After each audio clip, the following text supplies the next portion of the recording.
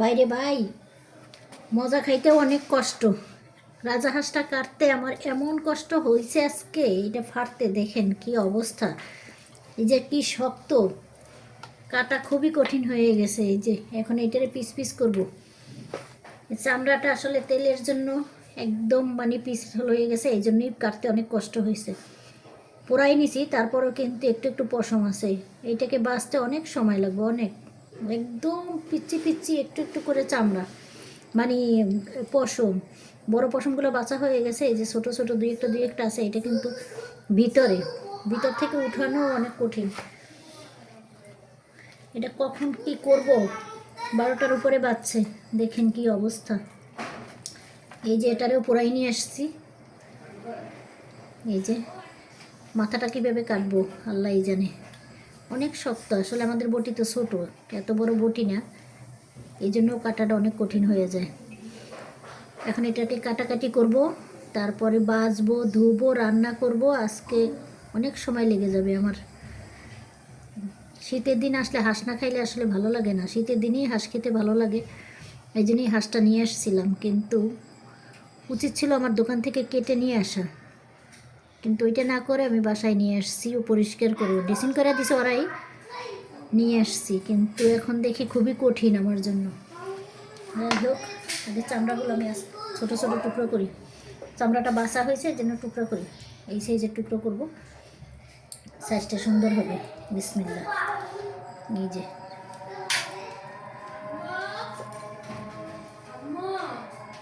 আমি হাঁসটা কেটে ধুয়ে পরিষ্কার করে আমি এখানে রান্নায় আসছি। আসলে আমি মাখানোটা দেখাইতে পারি নাই সময়ের অভাবে। আমি কয় পোটলা রেখে দিছি, আর যতটুকু আমার রান্না দরকার আমি ততটুকু নিয়ে নিছি। এখানে দিছি আমি জয়ফল, জয়ত্রী। এইটা না দিলে এই রাজহাঁস কিন্তু সিদ্ধ হয় না। যেইটা শক্ত, এটার মধ্যে আপনারা জয়ফল, জয়ত্রী দিলে বা একটু পেঁপে দিলে তাড়াতাড়ি সিদ্ধ হয়। যেহেতু আমি এটা প্রেশার কুকারে রান্না করব না, এই জন্য। আর 2টা টমেটো দিছি, একদম দেশি টমেটো, যেতে মানে ঝোলটা একদম ঘন হয়, কালারটা সুন্দর আসে। আর এখানে দেওয়া হচ্ছে মানে অন্যান্য মশলা যা দেওয়ার আছে সবই দেওয়া হয়েছে। এখানে আমি কাঁচামরিচটা একটু ব্লেন্ডার করে দিছি, ভালো করে মেখে আমি একটু রেস্টে রেখে দিছিলাম। এখন আমি এটাকে রান্না করব। আর আলু তো দিতেই হবে, আলু ছাড়া আমার রান্না অসম্পূর্ণ থাকে। আমি একটু আলু, সব কিছুতেই আলু না দিলে আমার কাছে ভালো লাগে। আমি গোস্তটারে ভালো করে কষাই নিব। রাজহাঁস তো একটু শক্ত, আসলে এটা সিদ্ধ হইতে অনেক সময় লাগবে, এই জন্য আমি আলুটা পরে দিব।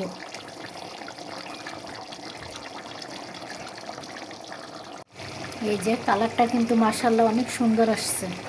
টমেটো দিলে কালারটা অনেক সুন্দর হয়, সাথে শুকনো মরিচের সাথে কাঁচামরিচ দিলে সেটাও কিন্তু অনেক সুন্দর লাগে দেখতে। মানে কালার সুন্দর হলে আমার মনে হয় খেতেও ভালো লাগে। আলুটা আমি একটু পরে দিব।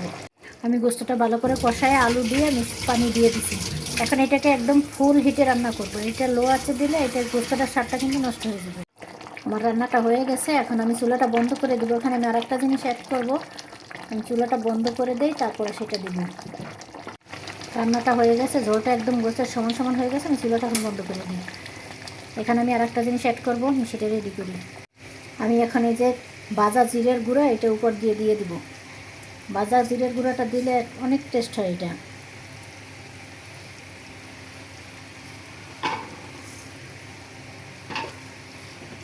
একটু নেড়ে আমি ঢাকনাটা দিয়ে দিব। 5 থেকে 7 মিনিট পরে আমি ঢাকনাটা খুলব। তাহলে জিরার যে ভাজা যে ঘেরানটা, এটা কিন্তু একদম গোস্তের সাথে মিলে যাবে।